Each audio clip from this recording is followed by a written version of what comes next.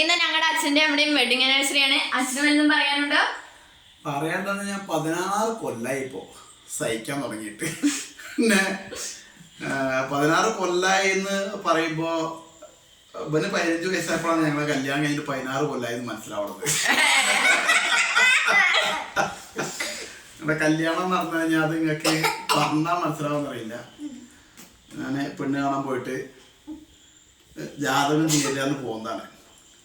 എന്നിട്ട് വീണ്ടും എൻ്റെ അച്ഛനോട് ഞാൻ പറഞ്ഞു എനിക്ക് ഇവിടെ തന്നെ മതിയാവും.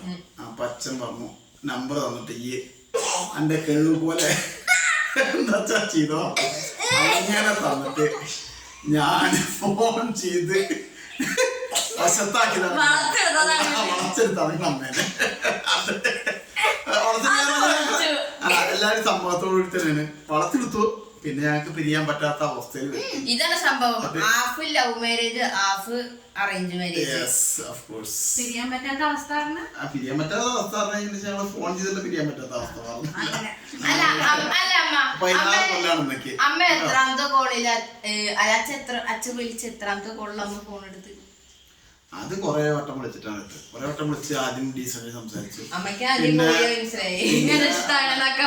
ഇഷ്ടാന്ന് പറഞ്ഞു. പിന്നെ പറഞ്ഞ് ഞാന് എൻ്റെ അമ്മോടൊറ്റ കാര്യം പറഞ്ഞു, ഞാനിനി നാളെ പണിക്ക് പോവാണെന്നുണ്ടെങ്കിൽ എൻ്റെ അപ്പുറത്തെ ഒരു കൊട്ട താങ്ങാൻ കൊട്ട പിടിച്ചേരും. ചിലപ്പോ നാളെ ഞാൻ പണിക്ക് പോവാ, അപ്പൊ കൊട്ട പിടിച്ചേരും. അതിന് തയ്യാറാണെങ്കിൽ പോന്നോളാം. ഇങ്ങനെ കല്യാണം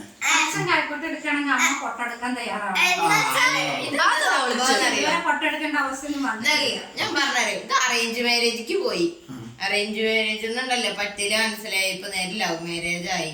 എന്നിട്ട് എല്ലാവരുടെയും സമ്മതത്തോടെ ഒരു വിവാഹമല്ല വിവാഹം.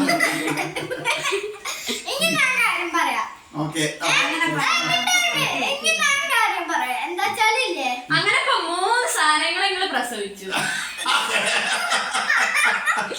സാധനോ ഞാൻ മനുഷ്യൻ. ഇത് 2 കൊട്ടകൾ.